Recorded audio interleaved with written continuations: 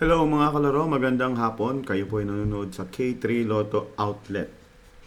Ngayon po ay January 29, 2026. Ito po ang resulta ng Lotto ngayong 2 p.m.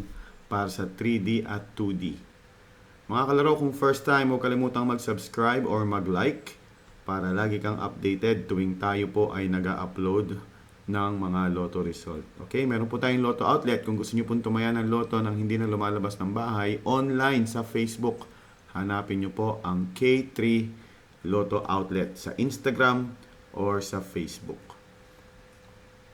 Para po sa ating 3D Lotto, ang lumabas na number ngayong hapon ay 579. 579 sa 10 pisong taya, panalo ka ng 4,500 pesos or 750 kung ikaw po ay nag-rumble. Para sa 2D Lotto, ang lumabas na number ay 27-3. 27-3 in exact order, panalo ka ng 4,000 pesos sa 10 pisong taya or 2,000 pesos kung ikaw po ay nag-rumble. Okay, congratulations. Check your tickets ngayong 2 p.m. January 29. Yan na po ang ating official winning numbers. Again, kung ikaw po hindi pa nagko-comment, paki-comment po kung taga saan para malaman natin kung hanggang saan po tayo napapanood.